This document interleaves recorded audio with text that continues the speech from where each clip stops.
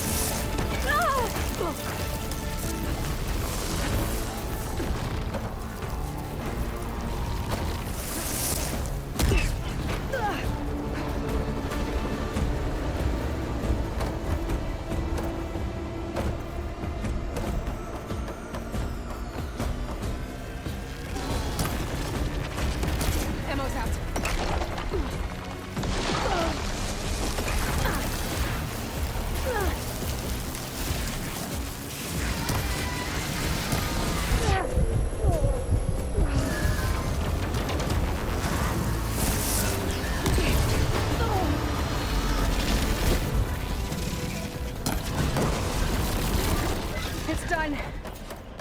You did it! There should be one more note to override. Good. Stand by. I'm sending Hephaestus back to you.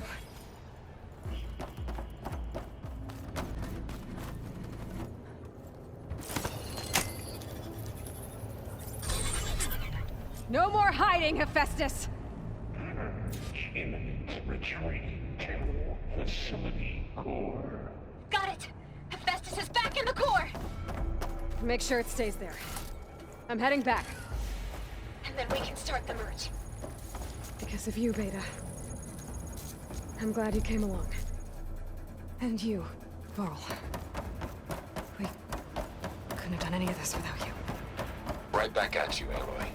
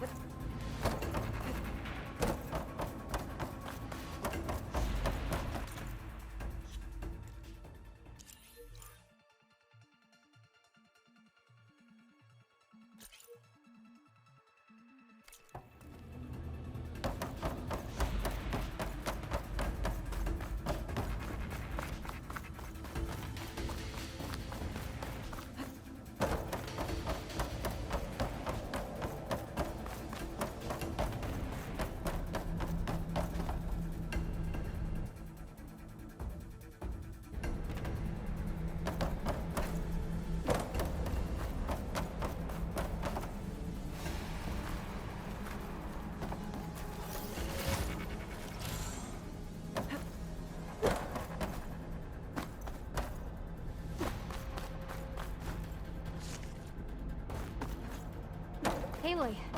The bypass is done. The core is stable. Hephaestus is 100% contained. And we better get started with the merge. It's all set up. Gaia, establish the link, please. Done.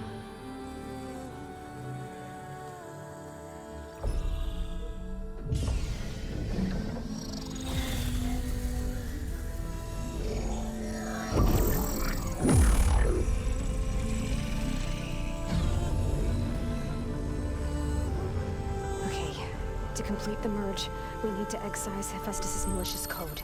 Carefully.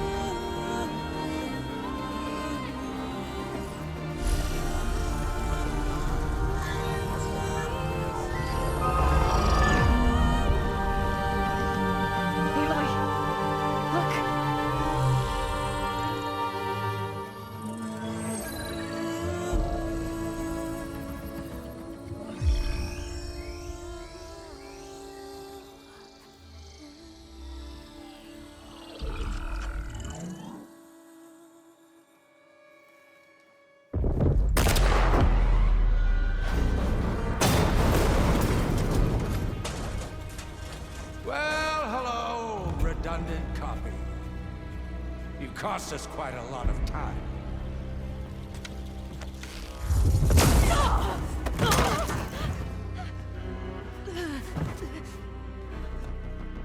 Eric, get Beta. And squash that bug while you're at it.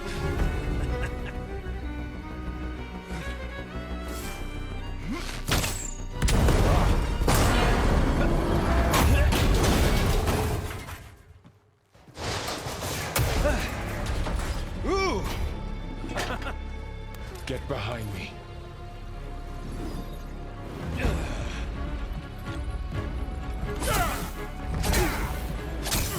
Come on! Quit screwing around. Yeah, we're having fun, right?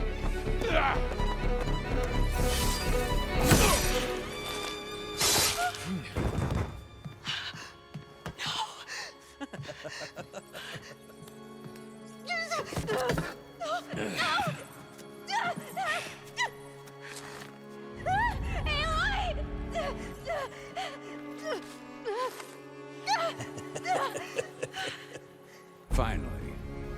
Tilda, get Gaia and Hephaestus ready for transport. Tilda! I failed. Hush. All is not lost. Tilda! What the hell are you doing? Stop her! I can't even see her!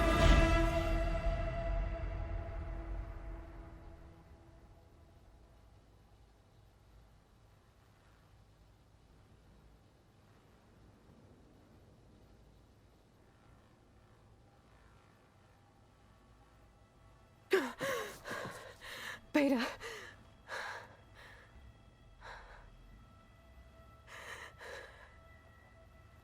Varl.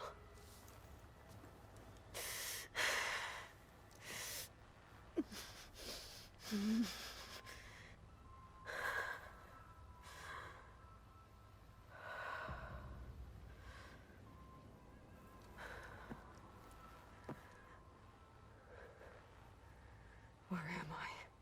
Ah, you're awake. You took quite a hit when Gerard attacked you. I imagine you must still be in a great deal of pain. I can assure you that we are safe. The others can't detect us here.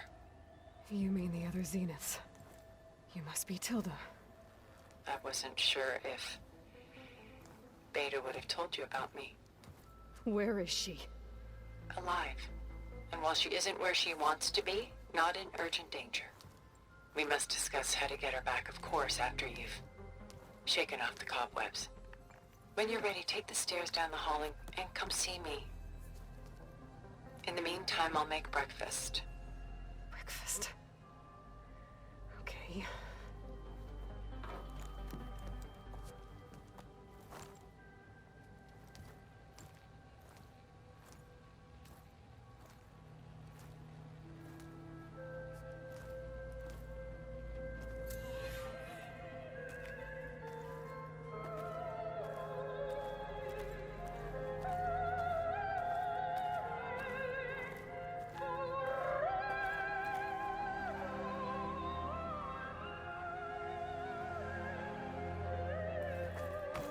What was all this for?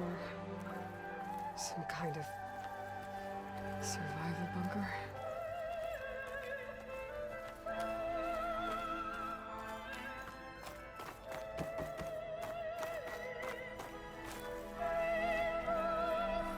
What is this? Just a few favorites from my collection. Rescued and stored here just before I went off-world. Take a look, if you like. I'm curious to hear your impressions. My friend is dead. Beta and Gaia are gone, and you want me to look at old paintings? Don't be so quick to dismiss the comfort we can find in art, or the insight we might gain.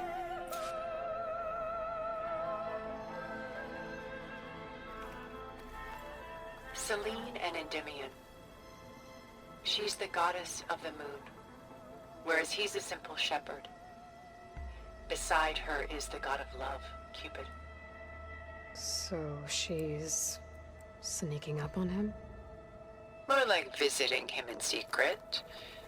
The torch that Cupid bears represents Selene's undying infatuation with him. Though the two must remain apart, her love will forever burn. This is Rembrandt painting Jeremiah, a man in mourning. Mourning what?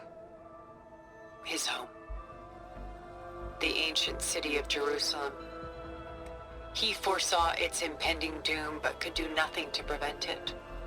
So instead, he saved its treasures from destruction, just as I saved these works. You could say we're kindred spirits.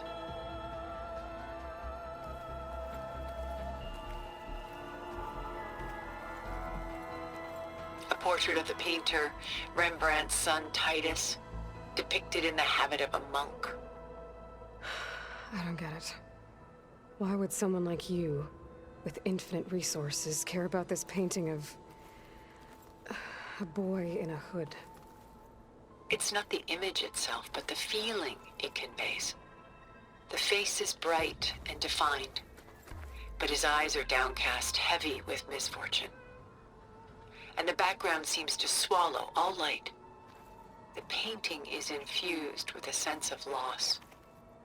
I guess I understand how the painter feels. Rembrandt's The Night Watch, by far the most famous painting my homeland ever produced. It was commissioned to honor a militia made up of influential citizens. I guess you must have been an influential citizen? In my day. But not as influential as you've been in this new world.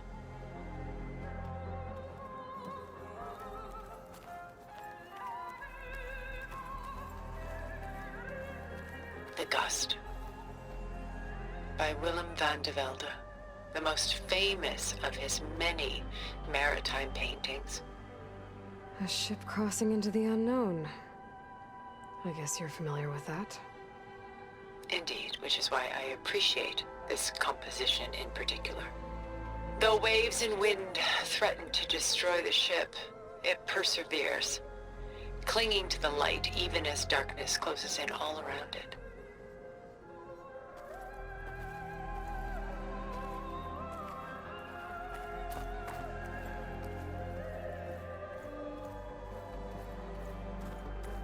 Stunning, isn't it? Paintings were the only masterpieces of my people's golden age. This is Von Vianen's leaded ewer, molded from a single sheet of silver. What was it for? How like Elizabeth you are. Function over form. Its practical purpose was less important than its meaning. Von Vianen created it in honor of his late brother, who himself was a famous silversmith. A memorial. Yes. Such beauty from sorrow.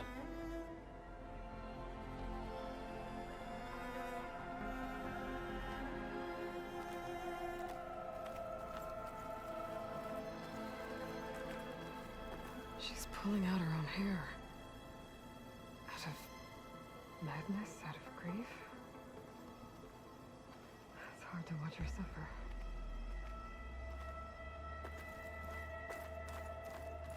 Done so soon? I've got more important things to worry about. We both do. There is much we are trying to save. Not the least of which is in that vault. There's nothing wrong with savoring such treasures for a moment more. Or come upstairs and we'll get down to business. Your choice.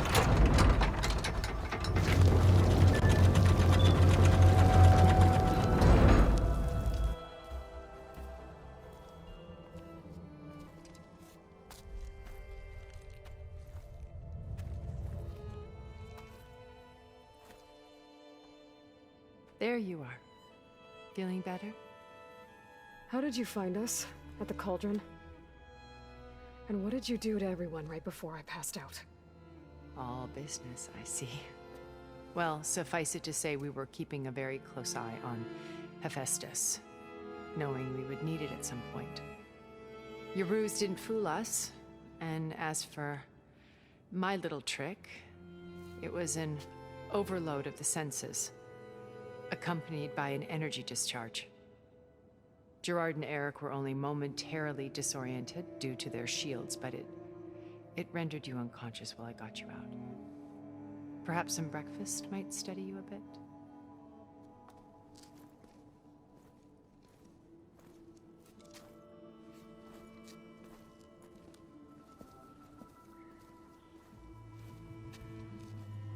This was your house. The one you recreated for Beta, in the data channel you shared. How perceptive of you. Please, this way. After everything your people have done, you think I'm just gonna sit down and have a chat with you? They're not my people. They never were, and especially not now. You shot off into space with them, and lived with them for 1,000 years before coming back. So what made you suddenly turn on them? Quite simply, this.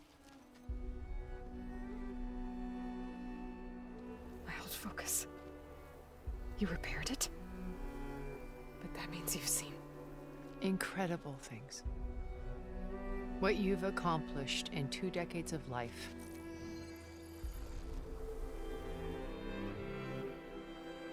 A 1,000 years at my back and I haven't even come close.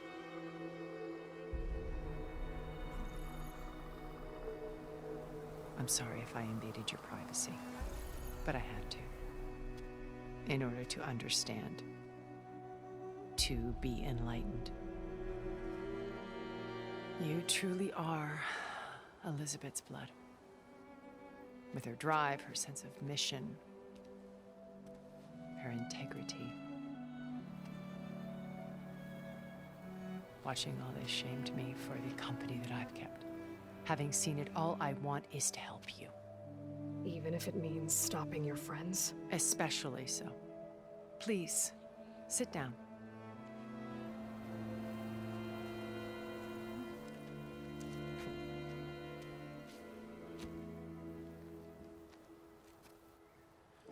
There.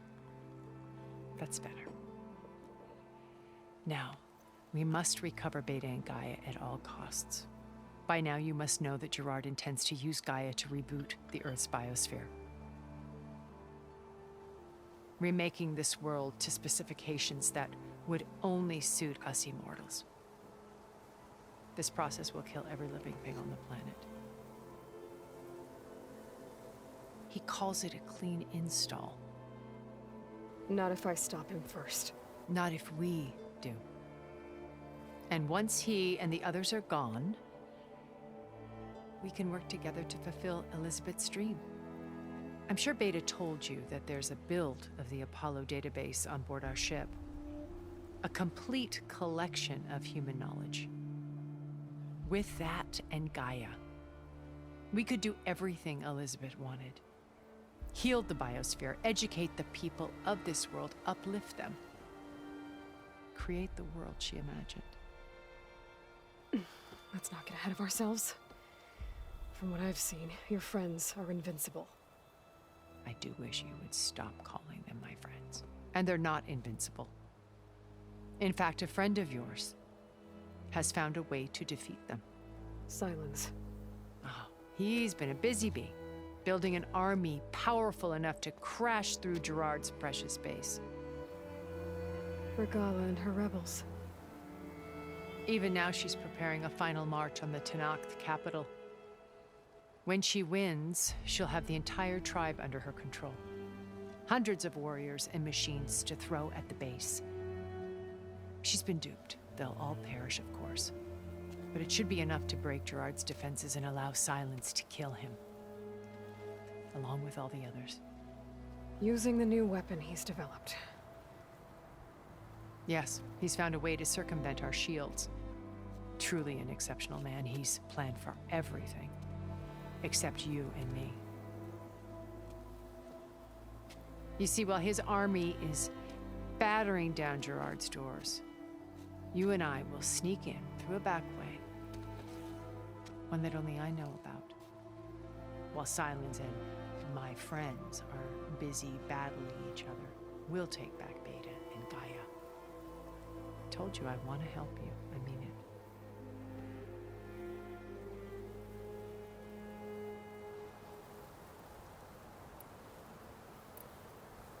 You said Beta is not in urgent danger, so what are the Zeniths doing to her? Putting her to work. Merging Hephaestus with Gaia. A difficult, time-consuming task, as I'm sure you know. They will compel her if need be. But her life is not in danger. She's the only one who can do it. Because you people made her to be nothing but a tool. Gerard's idea, not mine. They always viewed me with suspicion when I attempted any form of kindness towards her. That's why I created the data channel. A virtual place where we could speak in peace.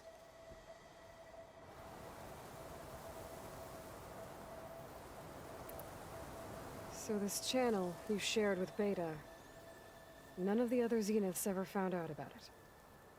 Gerard believes he's the most cunning of all of us. Even after 1,000 years, he still can't imagine that I would outwit him. The channel allowed me to interact with Beta away from their mistrustful eyes.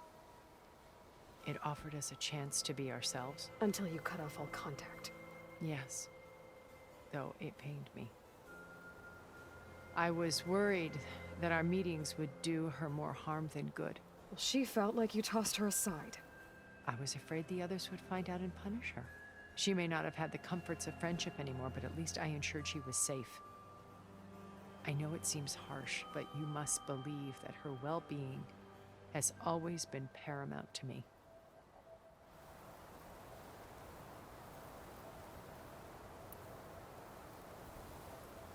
Why did you make the data channel look like this place? I built this house as a shelter to weather any storm. A safe place. Not just for me, but for the art stored below. Cultural artifacts of incalculable value. Truly some of the greatest achievements of human civilization. And you wanted Beta to see them? Yes. Her upbringing was so cold and technical. I thought if she could experience Vermeer and Rembrandt, it would bring something else into her life. A heritage every bit as valuable as the scientific and technical data being drummed into her. I'm sorry I had to cut off contact, but I'll never regret sharing this house with her. She needed its shelter even more than I did.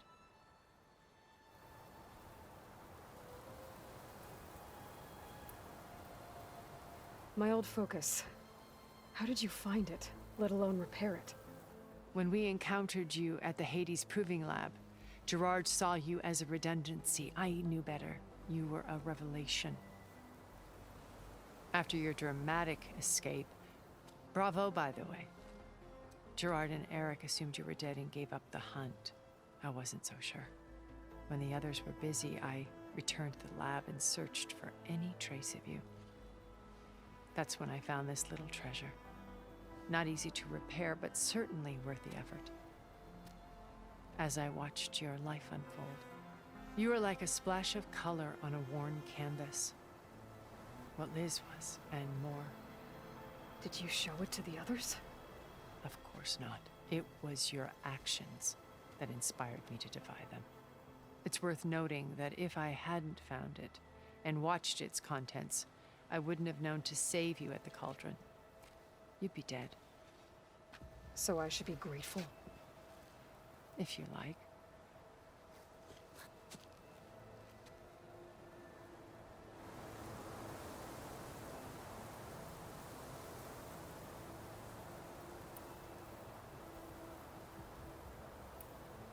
How do you know about Silence's plan?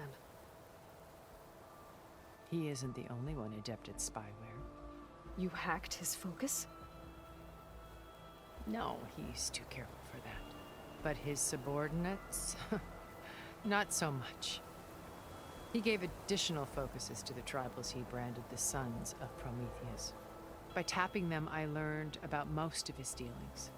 The distribution of override technology, the arming of Tanakh rebels, and the secret pact with Regala to attack Gerard's base. But how did he come up with a weapon that can take down your shields? That's the one thing I haven't been able to figure out, but however he did it, I'm quite certain it will work. With it and the Tanakh army, victory seems to be within his grasp. Such a shame he'll be disappointed.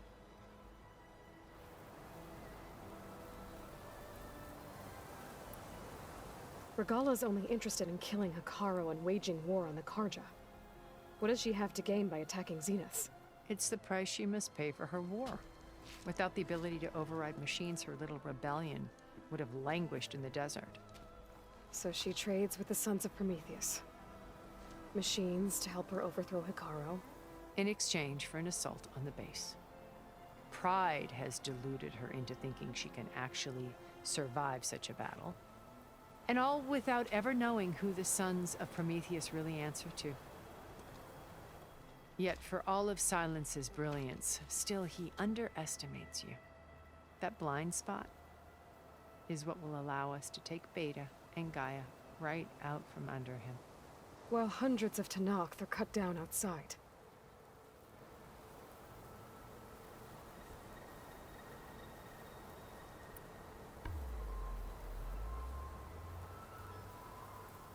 Beta told me your colony was destroyed.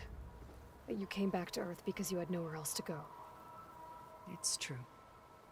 After we reached our destination, a planet in the Sirius star system, we spent decades building a new home. The physical constraints of Earth, the boundaries of mortality, gone. To think of what we could have done with it. It might have been a utopia.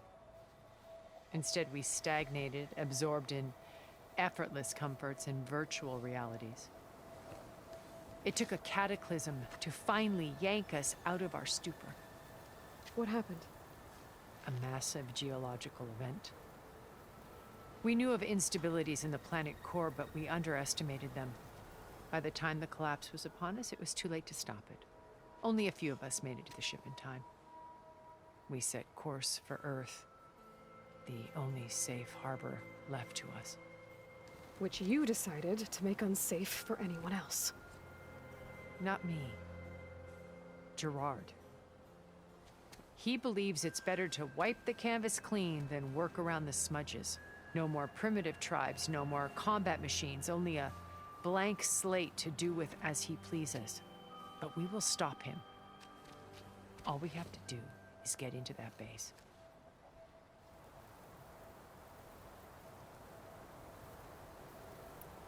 What exactly is your plan to sneak into the Zenith base? We will make use of a lesson I learned from an early age. Always know your exits. In this case, a place where Gerard's new construction meets the ancient foundation, a passage that only I can access.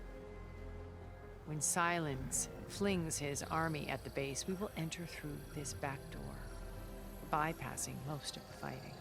The distraction will provide us with a window in which to rescue Beta and Gaia.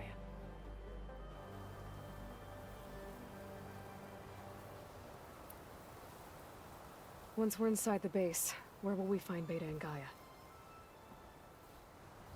Here in the command center. By then, Gaia will have been reunited with all of its subordinate functions, including Hephaestus. What about the alpha build of Apollo on your ship? A simple matter of recovery once the others have been dealt with. With that in hand, we'll have everything we need to make this world as it should be.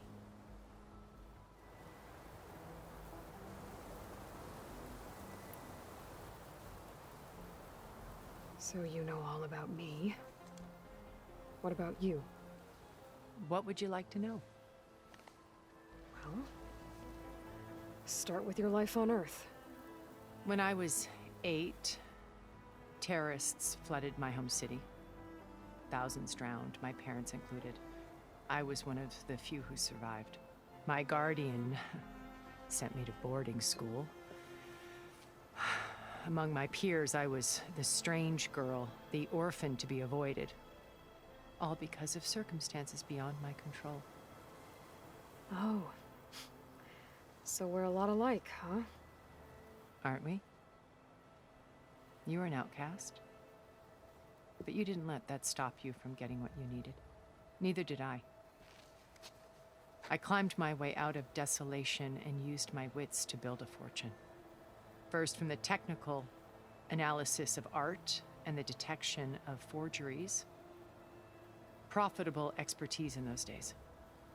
But as it turned out, the software I developed was even more useful for counterintelligence.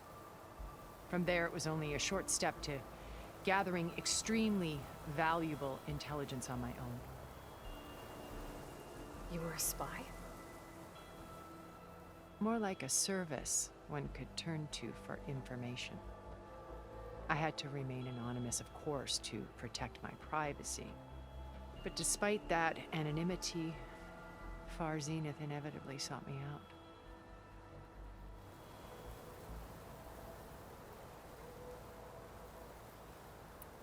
What happened when Far Zenith approached you? They painted an irresistible vision of humanity's future. One where we need not fear illness or death, where we explored the furthest reaches of the stars and thrived.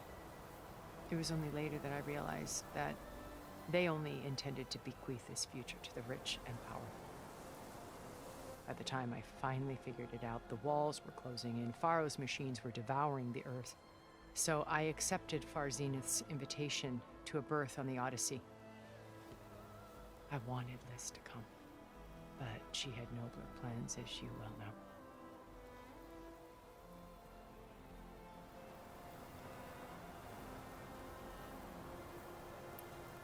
So you knew Elizabeth. What was she like? Liz was everything she was. I see in you. And more. Your ingenuity, your determination, your moral compass. You've managed to distill her greatest qualities and make them your own. I'm not asking about me. Tell me about Elizabeth. What was she really like? The honest answer is that I don't actually know. For all the time that I spent with her, she always kept a part of herself locked away. It was like that from the moment we met.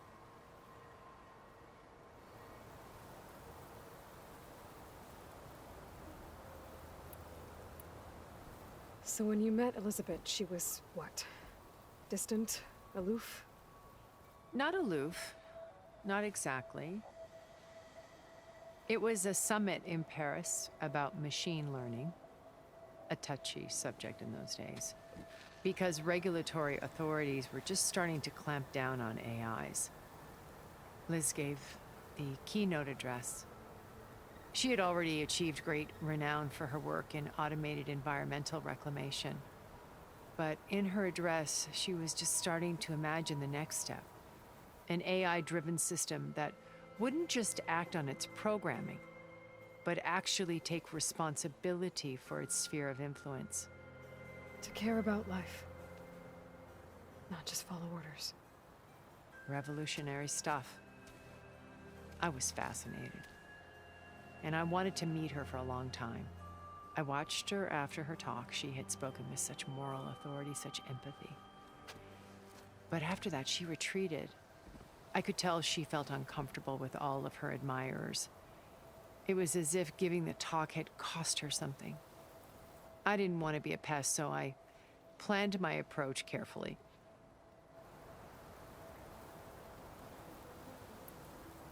So how did you finally approach Elizabeth after her talk? I picked the right moment. The morning of the next day, right as she came back to the conference, she had just had her coffee. She was fresh, rested. It was like she had braced herself for the onslaught of colleagues. I asked if I could walk with her, then put forth a question about her talk that I thought was intelligent. Her answer made me realize it wasn't, but she was very welcoming. Almost as if we were previously acquainted. It was only halfway through the conversation that I realized she knew exactly who I was. It was quite a shock to me. My business was trafficking in secrets, and I took great pains to protect my anonymity. So that was Liz, perpetually one step ahead. I came to view our meeting as a metaphor for our friendship. She always seemed to know me far better than I knew her. I guess I know the feeling.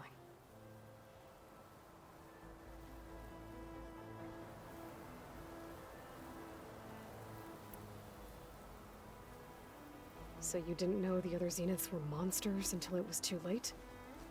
I knew some of them were, certainly. It wasn't until we were off-planet that I understood the true scope of their greed. I was grateful to simply be alive, but the others became obsessed with a kind of effortless immortality. They built a colony where machines serviced their every need, where any memory or fantasy could be endlessly savored in virtual reality. It wasn't life. It was stultifying, a pampered dream state. As the decades passed, I withdrew more and more, alone yet again, but this time with eons to consider my mistakes. Now finally, having met you, I feel like I have a second chance. To do what? Help you, of course. To fulfill Liz's dream, which isn't so different from Far Zenith's original vision. A better future for humanity.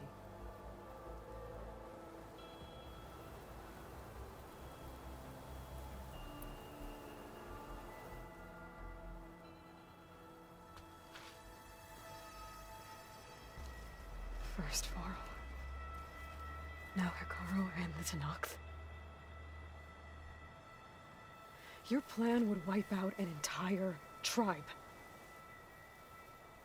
There has to be another way. We are in an admittedly desperate situation, but I assure you there isn't. Remember Zero Dawn. Elizabeth's sacrifice. Sometimes many have to die for a new world to grow. If it looks impossible, look deeper. Wait. The data channel. It still exists, doesn't it? I need you to open it. Let me talk to Beta. Impossible. We might be detected. It's worth the risk. There is another way, one where the Tenakth survive. But we won't. If the others... If you want to help, open it.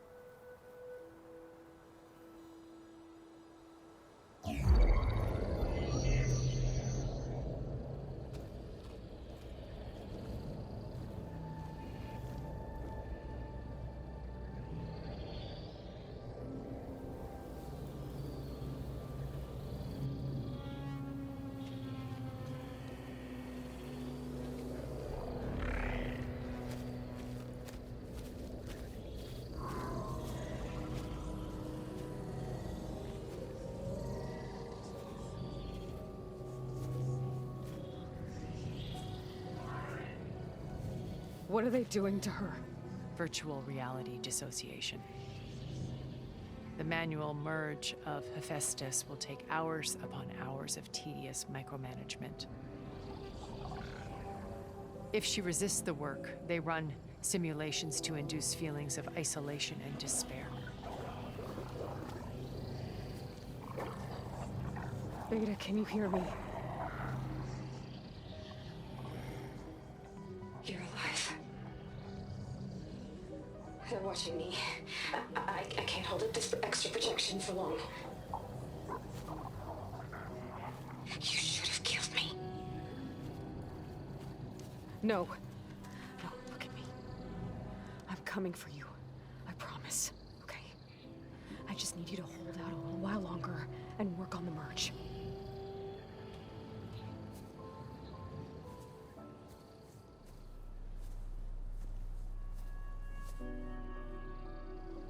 Then I think it can be done. I'll contact again when it's time. Can you hold on?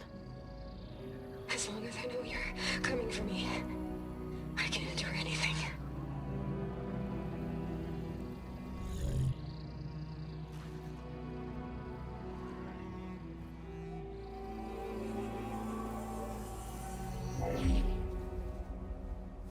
All right. I did as you asked. Now I think you need to tell me what you're planning. I'm going to take Silent's army away. I don't need it. Only the weapon he made to penetrate your shields. And how do you propose to get it? Ask him nicely? Without Regala and her rebels, he won't have a choice. We'll be his only option. Only option for what? What did you tell her? That is between me and my sister. Will be Silent's only option for crashing that base. I'll tell you the rest later. But first, there are a couple of things I have to do. Oh. And what are those? Lay my friend to rest. And then I'm going to use the override that Beta gave me at Gemini to put an end to Regala's rebellion. From the air. Wait. Since you insist on doing things your way, I know of something that will truly help you make a grand entrance with the Tenat. The ancient Horus Titans still possess electromagnetic energy cells as part of their arsenal. Drop one of those on Regala's army and they'll receive quite a surprise.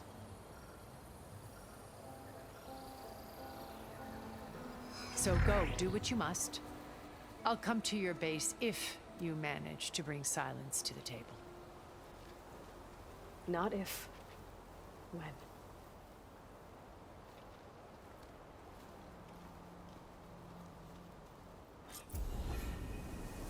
Erend, are you there? Aloy! Aloy, is that really you? Yeah, it's me. Where's everyone else? We're all... we're back at base. What happened? It might be easier to explain in person. I'll try to join you there when I can. Okay. We'll wait here for you. It's good to hear your voice, Aloy.